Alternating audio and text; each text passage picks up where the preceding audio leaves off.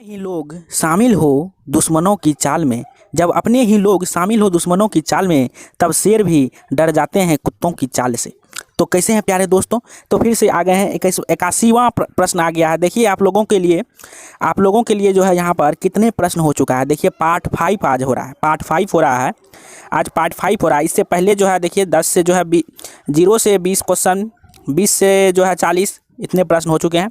आज हम लोग चल रहे हैं 81वां प्रश्न से, 81 से चलेंगे हम लोग 100वां प्रश्न। गवर्नमेंट जॉब वाले एकदम ध्यान देंगे, गवर्नमेंट जॉब वाले ध्यान देंगे एकदम से। पूरा तैयारी करना है, लॉकडाउन का समय को जो है पूरा बर्बाद नहीं करना है। एकदम अच्छे तरीके से चलेंगे और एकदम नए नए जोश के साथ चलेंगे, नए अंदाज के साथ। 81 प्रश्न है, 20 प्रश्न है, पूरा आपको जवाब देना है कि क्या सही होगा नहीं होगा। आप लोग पूरा इसमें लग जाइए और चलिए शुरू करते हैं प्रश्न को। एकदम सभी प्रश्न जो है VVI है, इम्पोर्टेंट है। और जो तैयारी कर रहे हैं आप लोग गवर्नमेंट जॉब का, उस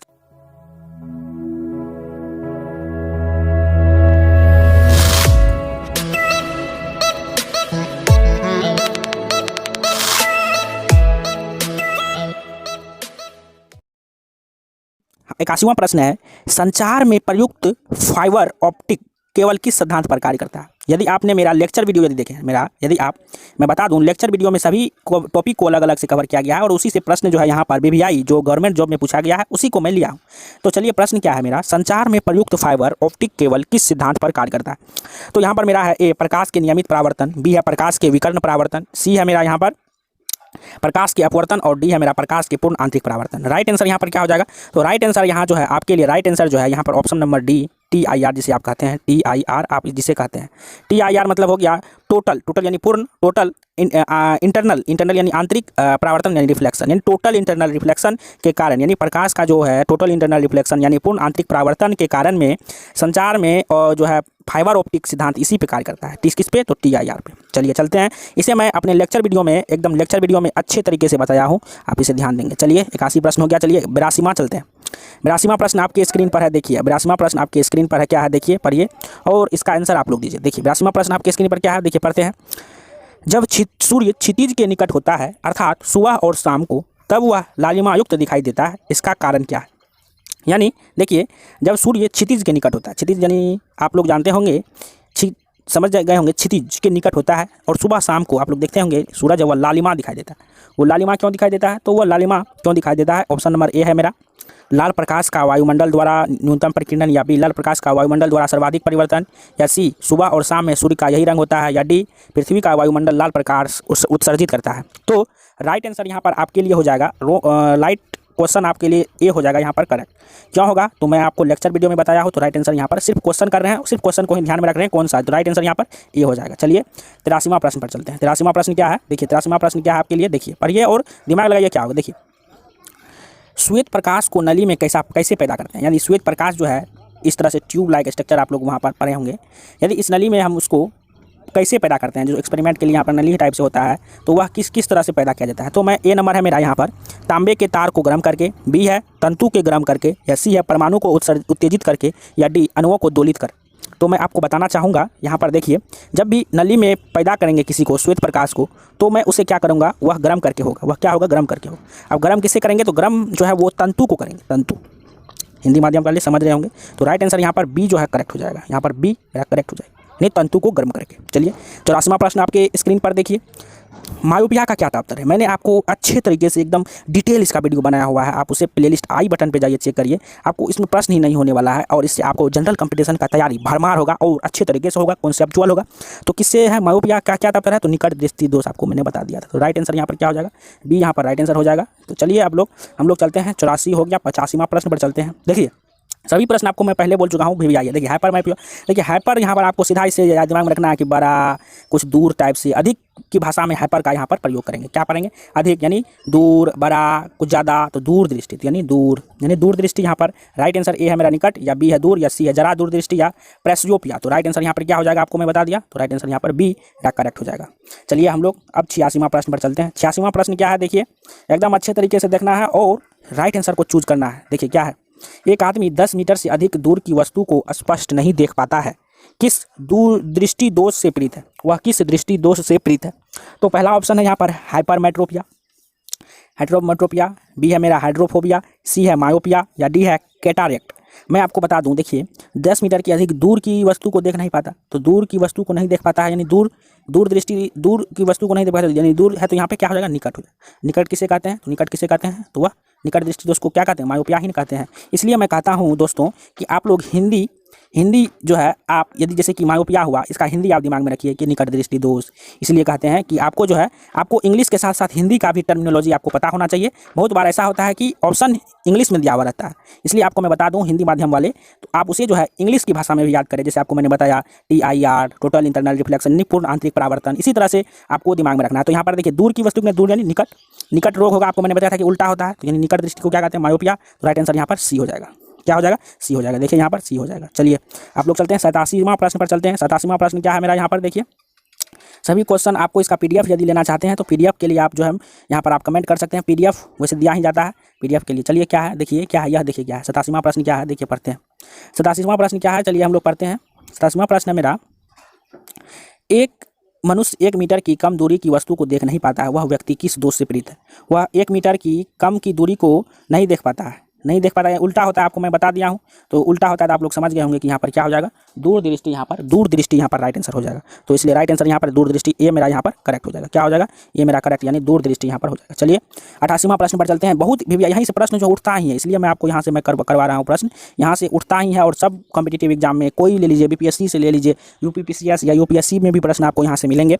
चलिए, दृष्टि दोष मायोपिया वाला व्यक्ति देख सकता है, आप लोग बताएंगे दृष्टि दोष मायोपिया वाला देख सकता है। देखिए यहाँ पर क्या बताया, मायोपिया यानी निकट दृष्टि दोष। निकट में क्या होगा, निकट में क्या होगा कि निकट को ही देख पाएगा, यानी नज़दीक की वस्तुओं को ही देख पाएगा। देखिए मैं आपको बताया था मायोपिया हो तो मायोपिया यानी निकट हो गया, निकट जैसे ही बोला तो यानी निकट दृष्टि दोष है, तो यानी निकट को ही यह देखेगा, निकट यानी नज़दीक वाले को ही देखेगा।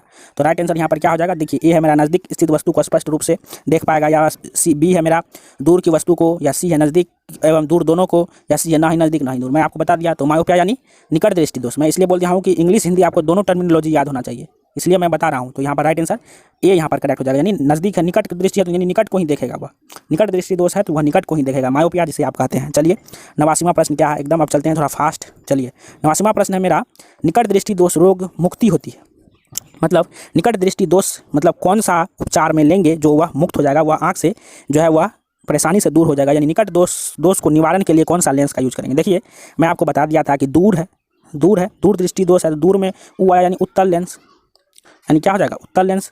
दूर में ऊ आया उत्तल लेंस यूज करेंगे, इसके लिए दूर दृष्टि के लिए क्या यूज करेंगे, उत्तल लेंस। यह मेरा ट्रिक था कि यानी दूर दृष्टि दोष है तो दूर में यानी ऊ आया, दूर ऊ आया तो ऊ से यानी उत्तल लेंस, यानी उत्तल में मेरा क्या हो जाएगा, दूर दृष्टि दोष के लिए उत्तल लेंस यूज करेंगे।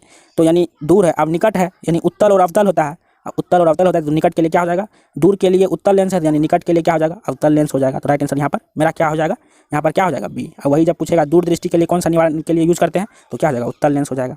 आप लोग दिमाग में रखेंगे कि उत्तल को क्या कहते हैं, कॉन्वेक्स कहते हैं, कॉन्वेक्स लेंस कहते हैं, और हम जो है अवतल को क्या कहते हैं,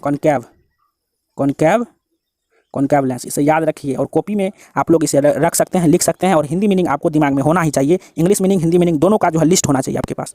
मैं होगा तो मैं एक नया वीडियो सेपरेट बना दूंगा जिसमें सभी का हिंदी इंग्लिश और दोनों का जो है मैं आपको वीडियो बना दूंगा और आप उसे देखेंगे। चलिए क्या है, यह है मेरा 90वां प्रश्न क्या है, मानव नेत्र एक कैमरे के समान है, अतः इसमें एक लेंस निकाय है, क्या बनता है।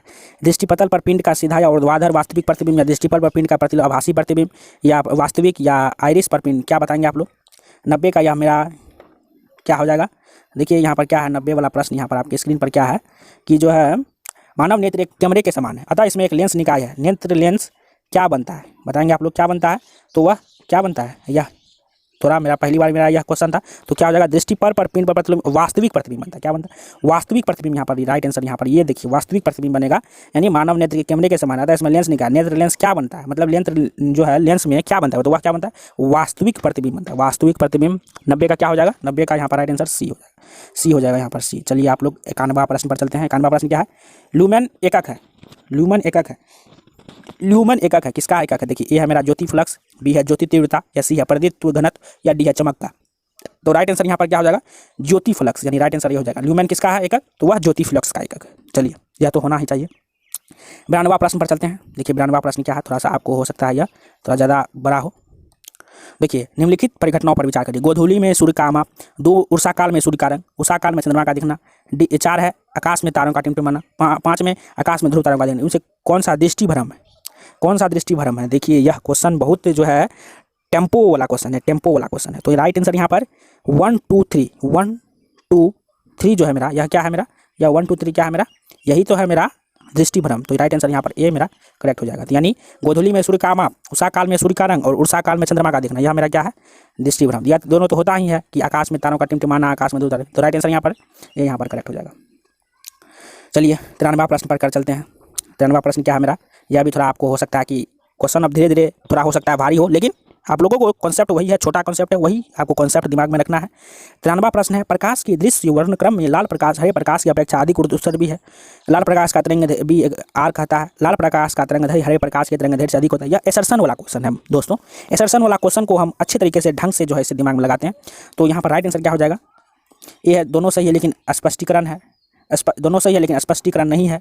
ए सही है, आर गलत है, या डी ए गलत है या आर सही है, आप लोग बताएंगे। या एसर्शन वाला क्वेश्चन है, इसको दिमाग लगा के बनाया जाता है, 2-3 मिनट सोच के बनाया जाता है। अभी तो उतना समय नहीं है, लेकिन यहाँ पर आप लोग दिमाग देंगे, रिवीजन हो रहा है तो आप लोग खटाक से जवाब देंगे। तो यह क्या है, मैं बता दूं कि ऐसा होता ही नहीं है, पहली बात ऐसा होता ही नहीं है। हाँ, फिर हाँ, लाल प्रकाश का तरंग हरे प्रकाश अधिक होता है, यह तो राइट आंसर है। तो राइट आंसर क्या हो जाएगा, डी यहाँ पर राइट आंसर हो जाएगा, ए डी आंसर यहाँ पर राइट हो जाएगा। चलिए 94वां प्रश्न चलते हैं। निम्नलिखित में किसमें उच्चतम ऊर्जा होती है? उच्चतम ऊर्जा किसमें होती है? तो आप लोग लगाएंगे दिमाग, तो ये यहाँ पर राइट हो जाएगा, नीला प्रकाश में उच्चतम ऊर्जा होती है। चलिए 95वां प्रश्न क्या है मेरा, 95वां प्रश्न क्या है, जब प्रकाश की तरंगें वायु से कांच में होकर गुजरती है, देखिए जब प्रकाश की तरंगें वायु से, तब कौन से परितत्व प्रभावित होंगे? प्रभावित कौन से होंगे? प्रभावित, यहाँ पर क्वेश्चन जो है बहुत टेम्पो वाला क्वेश्चन आप लोगों को मिल रहा है। तो जब प्रकाश मतलब कि बोल रहा है प्रकाश के वायु से कांच में होकर गुजरती है, ठीक, गुजरेगी, तब कौन सा प्रभावित होंगे? तो बता देंगे कि मैं आपको पहले बता दिया हूँ कि आवृत्ति कभी भी चेंज नहीं होता है, तो यह प्रभावित नहीं होगा। इसमें भी आवृत्ति है, इसमें भी चेंज नहीं होगा, इसमें भी आवृत्ति, इसमें, तो राइट आंसर यहाँ पर डी ही होता है। मैं आपको बता दूं, कभी भी तरंगे वायु कांच में होकर गुजरेगा, कोई भी कुछ होगा तो उसका आवृत्ति पे कोई फर्क नहीं पड़ेगा। आवृत्ति यानी आपको मैं बता दूं, आवृत्ति यानी मतलब क्या हुआ, फ्रीक्वेंसी हो गया, फ्रीक्वेंसी हो गया। तो आप लोग ध्यान देंगे तो राइट आंसर यहाँ पर डी हो जाएगा। चलिए 96 वाला प्रश्न पर चलते हैं। 96 वाला प्रश्न आप लोगों को क्या है, प्रेस बायोपिया दृष्टि का एक अपवर्तक दोष है जो इनमें से किस कारण से होता है? किस कारण से होता है? ए है केवल शरीरी मांसपेशियों के धीरे धीरे कमजोर होने से, या बी है केवल आई लेंस के कम होने के लचीपन के कारण, या सी है सिलेरी मस्ल के धीरे धीरे कमजोर होने और आई लेंस के कम होने लचीपन के कारण, या डी है सिलेरी मांसपेशियों और आइसलैंड के अचानक शिथिलता के कारण, शिथिलता के कारण। मैं बता दूं कि प्रेस बायोपिया जो होता है वह दो दोष के कारण होता है। एक जो मेरा है कि मांसपेशियाँ जो होती है, सिलियरी मसल्स, आपको मैं बता दूं सिलियरी मसल्स, इसका जो है कमजोर होना, इसका कमजोर होना, प्लस आइस लेंस का जो है, लेंस का कम होना, मानी लचीलापन हो जाना उसमें, लेंस का जो है उसमें क्या होना, लचीलापन हो जाना, वह अच्छे तरीके से काम नहीं करना, तो उसी के कारण, यानी आइस लेंस के कारण और सिलियरी, यानी दोनों। तो यहाँ पर राइट आंसर क्या हो जाएगा, तो राइट आंसर यहाँ पर क्या हो जाएगा, तो यहाँ पर देखिए राइट आंसर या सी हो जाएगा। तो यहाँ पर क्या हो जाएगा, सी यहाँ पर राइट आंसर हो जाएगा। चलिए 97वां प्रश्न, सभी प्रश्न जो है आपको मैं बता दूं, सभी प्रश्न बहुत VVI है, समझे, बहुत VVI है। रामबाण की तरह इसको दिमाग में रख लीजिए, रट लीजिए, जो करिए लेकिन दिमाग में आपको रहना चाहिए। एक अंतरिक्ष यात्री को अंतरिक्ष से आकाश कैसा दिखाए, रटना तो नहीं है, वैसे मैं मेरा वीडियो जो देखे होंगे उसको तो रटना ही पड़ेगा ही नहीं, जो इधर उधर करके देखे होंगे तो उसको तो ज़रूर रटना ही पड़ सकता है। तो देखिए अंतरिक्ष में आकाश कैसा दिखाई देगा, तो मैं बता दूं तो यह काला दिखाई नहीं देगा। तो राइट आंसर यहाँ पर क्या हो जाएगा, डी यहाँ पर राइट आंसर क्या हो जाएगा, काला। यहाँ पर मैं आपको, तो क्वेश्चन 20 बार हो चुका है, 20 बार प्लस हो चुका है, तो 97 हो गया। चलिए 98वां प्रश्न पर चलते हैं। 98वां प्रश्न है मेरा यहाँ पर, पानी से भरे कप की पत्थर रखा है, पानी से भरे कप की तली में एक पत्थर रखा है, पत्थर की आभासी गहराई है, ए है मेरा इसकी वास्तविक गहराई के बराबर, या बी है इसकी वास्तविक गहराई से कम, इसकी वास्तविक गहराई से अधिक, या डी है मेरा यहाँ पर ए या सी में कोई। तो पानी से भरे कप की तली में एक पत्थर रखा है, पत्थर की आभासी गहराई है, पानी से भरे, देखिए यहाँ पर मैं आपको बता दूं कि पानी से भरे कप की तली में एक पत्थर रखा है, गहराई है, यानी क्या हो जाएगा यहाँ पर राइट आंसर क्या हो जाएगा, राइट आंसर यहाँ पर यह बता रहा है बी, यहाँ पर बता रहा है कंप्यूटर महाराज, यहाँ पर बी बता रहा है। मैं आपको बता दूं तो यहाँ पर बी यहाँ पर राइट आंसर ही होना सही रहेगा, वास्तविक गहराई से कम ही। देखिए या तो इजी ही क्वेश्चन है, देखिए क्या है क्वेश्चन में, क्या देखिए एक पानी से भरे कप की तली में पत्थर रखा हुआ है, पत्थर रखा गया, आभासी गहराई, गहराई से कम ही है ना भाई, वास्तविक गहराई से वह तो कम ही है, यह तो इजी ही क्वेश्चन था। तो राइट आंसर यहाँ पर बी। चलिए 99वां प्रश्न पर चलते हैं। यही बोला कन्फ्यूज आ जाते हैं दोस्तों, यहाँ पर स्टूडेंट कन्फ्यूज हो जाते हैं और गलत करके आ जाते हैं, तो राइट आंसर यहाँ पर बी करेक्ट हो जाएगा। चलिए 99वां प्रश्न आप लोग यहाँ पर चलते हैं। 99वां प्रश्न क्या है, चलिए 99वां प्रश्न क्या है, देखिए जब एक व्यक्ति तीव्र प्रकाश क्षेत्र से अंधेरे कमरे में प्रवेश करता है तो उसे कुछ समय के लिए स्पष्ट दिखाई नहीं देता, बाद में धीरे धीरे उसे चीज़ दिखाई देने लगती है, इसका क्या कारण है? आप लोग बताएंगे, 99 का आप लोग बताएंगे क्या कारण है, ए है मेरा पुतली के आकार में परिवर्तन, या बी है लेंस के व्यास और फोकस दूरी में परिवर्तन, या सी है रोडोरेसिन का विरंजक व पूर्ण तिरंतन होना, या डी है आंखों का अंधेरे के प्रति कुछ समय में अनुकूल होना। तो राइट आंसर यहाँ पर क्या हो जाएगा, देखिए कंप्यूटर महाराज जी क्या बता रहे हैं। तो यहाँ पर कंप्यूटर महाराज जी यहाँ पर बता रहे हैं आँख के अंधेरे के प्रति कुछ समय में अनुकूलित होना। तो राइट आंसर यहाँ पर डी हो जाएगा। चलिए आप लोगों की रिवाइज सेट टेस्ट सीरीज आप जो कर सकते हैं आपके लिए है। चलिए लास्ट प्रश्न पर आ गए हैं। देखिए पार्ट 5 मेरा चल रहा था और ये मेरा लास्ट प्रश्न है, यह मेरा पार्ट 5 का लास्ट प्रश्न है। क्वेश्चन क्या है देखिए, उस दृष्टि दोष को क्या कहते हैं जिसमें किसी पदार्थ की एक तल में बिंदु केंद्र में दिखाई देता है जबकि दूसरे तल में बिंदु केंद्र से बाहर दिखाई देता है। देखिए यह प्रश्न बहुत भी है। प्रश्न क्या है कि दृष्टि दोष को क्या कहेंगे जिसमें किसी पदार्थ के एक तल में बिंदु के केंद्र में दिखाई देता है। बिंदु के केंद्र यहाँ पर आपको मैं समझा दूँ कि यहाँ पर ये देखिए, जबकि दूसरे तल में बिंदु बाहर दिखाई दे, क्या हो जाएगा। तो मैं आपको बता दूँ, यह बिंदु के ही नाम से यह ऑप्शन दिया हुआ। देखिए ए है दीर्घ दृष्टि, या बी है विकृति, या सी है अबिंदुकता या निकट बिंदु के। तो यहाँ पर राइट आंसर सी करेक्ट हो जाएगा। अबिंदुकता, जो बिंदु के ही तरफ से यहाँ पर क्वेश्चन बोल रहा था उसी टाइप से आंसर भी अबिंदुकता यहाँ पर राइट आंसर हो जाएगा। तो यही था मेरा 100 प्रश्न यहाँ पर मैं बोल दिया हूँ पार्ट 5 को लेकर। यह मेरा 20 प्रश्न पार्ट 5 में था। आप लोगों से जो है यह शेयर करेंगे, सब्सक्राइब भी कर सकते हैं। और यह सभी क्वेश्चन जो है बहुत भी आई है, आप लोग दिमाग में रखेंगे, प्रश्न बहुत भी आई है। आप लोग अच्छे तरीके से, इसका रिपीटेड क्वेश्चन है, बात मेन यहाँ पर है रिपीटेड है, प्रीवियस ईयर क्वेश्चन को ही लिया गया है, इसलिए आपको पूरा जो है इससे कंठस्थ हो जाएगा। इसी तरह से मिलते हैं नेक्स्ट वीडियो में इसी जोश के साथ। और प्रश्न बहुत भी रहेगा। अभी पार्ट जो है बहुत चलेगा, पार्ट 10 तक चलेगा और आप लोग इसे ध्यान देंगे। चलिए मिलते